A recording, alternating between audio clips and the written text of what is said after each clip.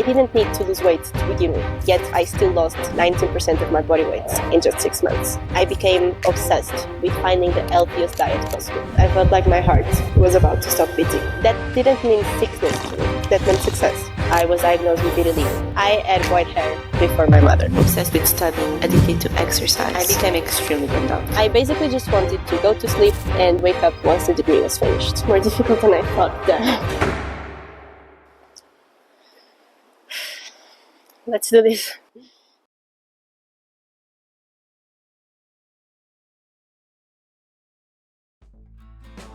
So today is finally the day I'm telling you about my story, and hopefully the day you will understand why I decided to embark on such a crazy adventure. For those who might be new here, hi, my name is Anna. I'm hitchhiking from Portugal to Australia alone. And since my viewers always ask, I'm currently in Yunnan, in China. Those mountains over there are actually in Tibet, just 6 kilometers from here. But that's a story for another video. For now, let's open the book that is my life and finally ever read. That story starts back in September 2001, about 9,000 kilometers away from these mountains. I was born in a city called Coimbra in the center of Portugal, as the youngest of 3 daughters from 2 lovely parents. It's actually funny to look back at who I was as a child, knowing the person I am today. I was the pickiest kid when it came to food, clothes, insects, anything you can imagine really. And I think that little girl could never have pictured that I would be living on 5 euros per day, sleeping wherever I can, and traveling in such an unconventional life. But I did have a pretty nice childhood. I had a small but amazing group of friends. I loved my sisters, and my whole family was honestly really nice. I was a very energetic kid, constantly running around, climbing trees, fighting with the boys, and my mom used to describe me as a very happy child. At 8 years old, I was diagnosed with vitiligo, which is an autoimmune disorder that causes white spots on skin. At the time, the doctors told me that it was an incurable condition and that eventually I would have about half of my body covered in white spots. My grandmother has the same disease, so I knew exactly what it looked like. But I was only 8, I wasn't really thinking about the future, and the spots I had back then were really hidden, so I didn't really care much about it. However, when I was about 10, I started becoming quite self-conscious about some spots I now had on my face, knees, and ankles. I was constantly afraid that someone would see them and would make fun of me, so I did everything I could to hide them. I was using makeup foundation on the corner of my mouth and my knees, and was constantly sitting with crossed legs to cover my spots. I was constantly aware of who was looking at me and whether or not they had noticed something. That got even worse when, just at 12, a white spot on my scalp caused me to have white hair. I had white hair before my mother. At first, they were just a few strips, but eventually I had a big chunk of them. I started being extremely careful of the way I tied my hair, so none of them were visible, and I became quite aggressive whenever someone would try to touch my hair. Again, I was afraid that people would make fun of me, because although I was never bullied or anything like that, I knew that kids can be pretty mean, primarily towards those that are different. It wasn't until I was 14 that I realized that that would be my body forever, and I just had to accept it, and that if people would make fun of me, they were the problem. So I just stopped caring. I stopped using makeup, I started tying my hair up as I felt like, I started letting myself be free. And to my surprise, no one even noticed, or at least they never commented on it. And I think that was my first very big lesson in life. I realized that we often care so deeply about certain things, thinking that other people will judge us, when in reality, no one really cares. Most people are too focused on themselves and on their own insecurities to even notice ours. And that to me was an extremely powerful realization. After that, I started caring way less about the way I look and allowing myself to be more free and genuine. I started having a lot more fun with my friends, and honestly, that was one of the best years of my life. My first year of high school was quite stressful. Between the 6 hours of gymnastics and 11 hours at the music conservatory, I barely had any free time for myself. But that year taught me a lot about discipline and time management. And again, I had really great friends at the time, so I was quite happy. However, at the end of that school year, something shifted on my mind, and that thing would change the trajectory of my life forever. It all started at the gymnastics gym. My coach told some of the girls, including my middle sister, that they needed to lose some weight. My sister took it pretty seriously and started paying more attention into what she was eating. She started telling me about it, and I got inspired because she was always the person I looked up to the most my whole life. We always went to the same school, same conservatory, same sports, and still to this day, she's one of the most important people in my life.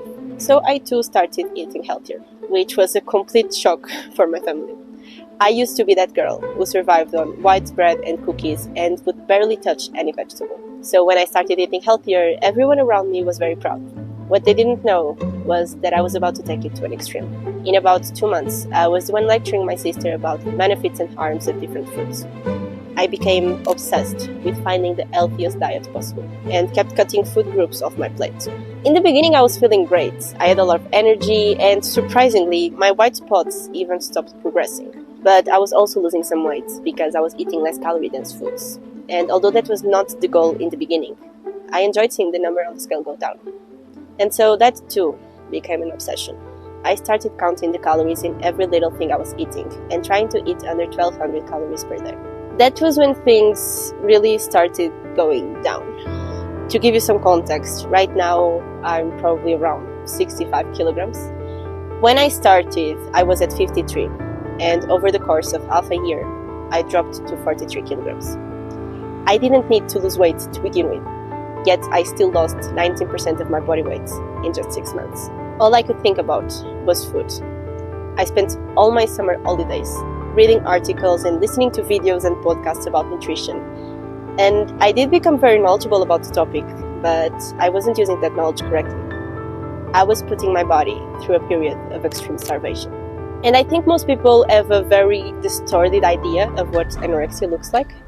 I remember being told at school that these people see a different image of themselves in the mirror. That was not true for me.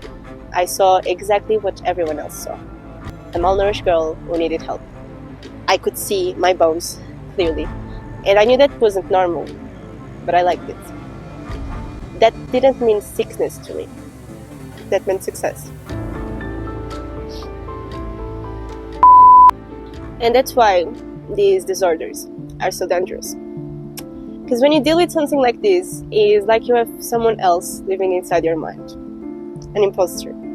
And that voice keeps telling you that no matter how much weight you lose or how many foods you cut, it's never enough. Having an eating disorder is like an addiction. I was losing my thermoregulatory capacity to the point where I was in my room with the AC on, 2 jackets and 2 blankets, and I was still cold.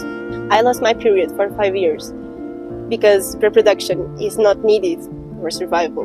And to have full control of my environment, I kept pushing all my friends away, because that way I wouldn't have to decline invitations that involved food. I was miserable, and I knew it, but I just couldn't stop.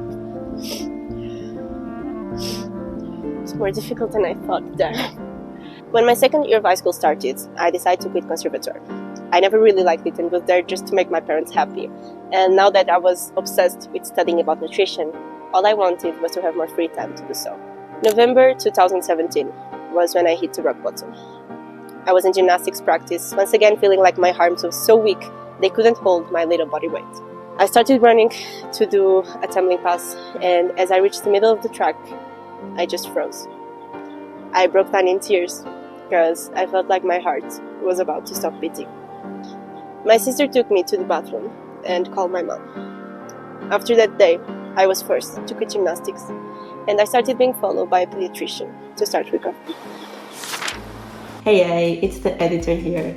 I just wanted to say that since filming this video, I've realized that I needed to work on some things from my past, and so I recently started seeing the therapist to work on that and also on my inability to focus on editing these videos. It's only been a few weeks, but I already got some really good insights, and that's why I'm so happy to announce that I'm now partnering with onlinetherapy.com as an affiliate. I chose them because their entire platform is built around cognitive behavioral therapy, or CBT, which is one of the most research-supported therapeutic approaches out there. It basically guides you to identify and challenge your emotions, reactions, and behaviors, providing you with tools to properly handle them.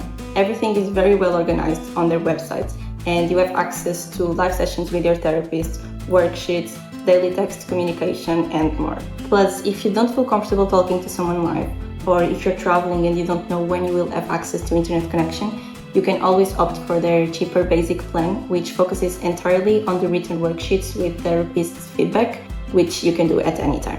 If you want to try onlinetherapy.com, you can save 20% off your first month by clicking the link in the description, which will also give me a commission that will help me to continue this trip.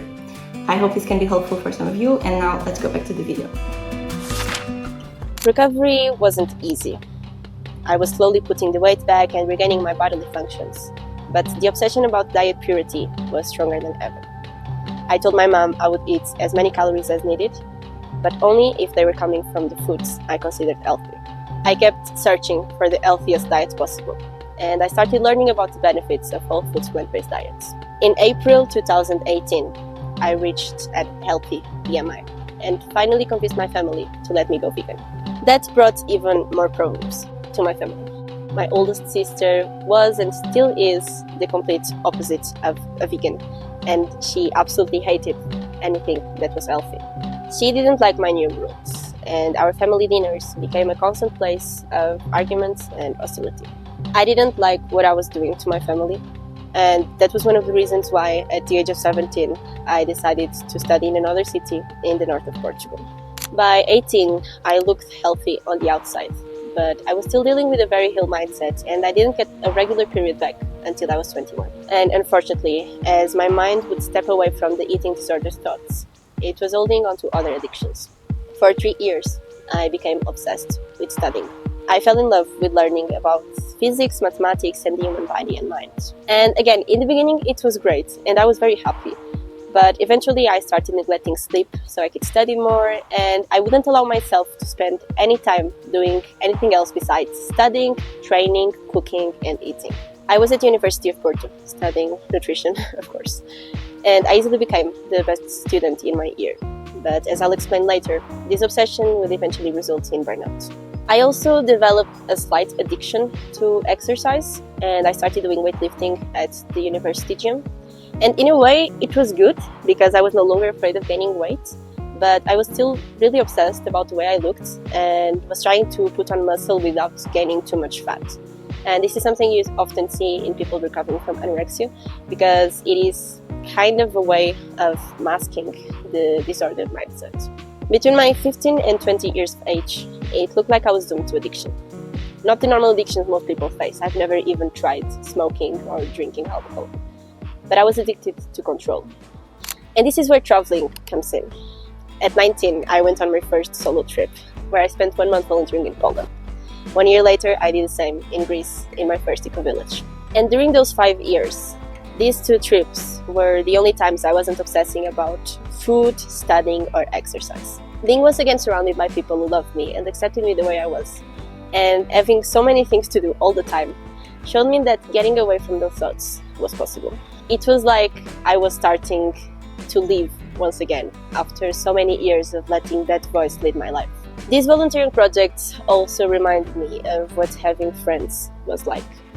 Having dealt with these obsessive behaviors for so many years, I pushed pretty much all my friends away from my life. And in university, I didn't really connect much with the people. So I definitely started associating traveling with happiness, freedom, and friendship. And it became almost impossible to imagine my life without traveling.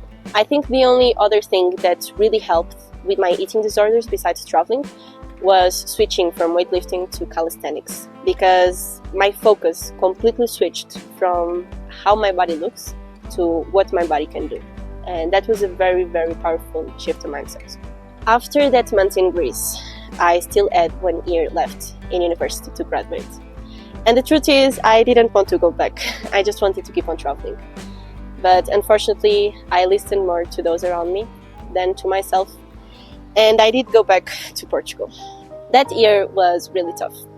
I was dealing with extreme burnout and maybe even depression. Because contrary to the previous years when I loved subjects at university, this year I really didn't. I didn't want to go to any class. I didn't want to leave my room. I didn't even want it to go to the gym. And if you know me, that means something really is wrong. I basically just wanted to go to sleep and wake up once the degree was finished. The second semester was a bit better. I was doing 100% research with 2 of my favorite teachers as supervisors, and they gave me a lot of freedom and we had a lot of fun. But still, my mind was still in Greece and always thinking about traveling. I eventually defended my thesis, and just a few weeks later I was boarding the first of 5 buses to get back to my Greek village. That was the beginning of my gap year, which was undoubtedly the best year of my life so far. I'm not going to take too much of your time on this. I have a whole video just about that here on my channel. But I can tell you that that year was a year of internal growth and a year that healed my mind in ways I had not expected. I think the most remarkable aspect of that period was the people I met. I did about 11 volunteering projects and I met travelers hitchhiking and cycling around the world, doing crazy trips like the one I'm doing right now, but that at the time felt so out of reach. I also met some people who took me on some little hitchhiking trips. The first one was Sam, who you already know. And after him, I hitchhiked with a few other volunteers until I eventually felt comfortable enough to do it on my own. At first, it was just in some little Greek towns, then across Croatia and Slovenia, Spain and Portugal with my sister, and lastly, a little bit in Sweden. That was all the hitchhiking I had done before starting this trip, and I haven't even done multi-day hitchhiking alone. But I was already in love with this lifestyle, with the freedom and the people I was meeting along the way. And thinking about it, I think I loved that for once I couldn't control everything. I kept thinking about all the stories that those hitchhikers and cyclists had told me, until I eventually decided that I was going to do the same. And people always ask me, why Australia? To be honest, it's a childhood dream. I've always been in love with the chill vibes, the connection with nature, the barefoot culture, the nice weather, and I don't know, I just like the idea of Australia. I wanted to go there already on my gap year, but I didn't have the money to do so. So when I decided I was going to do a long overland and probably hitchhiking journey, I just thought, why not go all the way to Australia? I was also already very curious about Central Asia, India, Nepal, and Southeast Asia, so it just made sense to do such routes. I think that from here you can find pretty much everything else already on this channel. Still a lot has happened between the last video in Georgia and now here in Yunnan. It's been almost 1 year since I got my Russian visa, and definitely a lot has happened, from being hosted by the kindest people ever to having some of the worst encounters in my life. All I can say is that the videos are about to get crazier and crazier. In a few weeks I will go back to Vietnam to hopefully edit a few more episodes, so make sure to subscribe if you don't want to miss them. If you're still here, thank you so much for watching. I know today was a bit heavy, but I hope it gave you a better understanding of who I am and why I am living this way. As always, feel free to ask any questions in the comments down below. I'll be more than happy to answer. And yeah, I'll see you on the next episodes. Bye bye.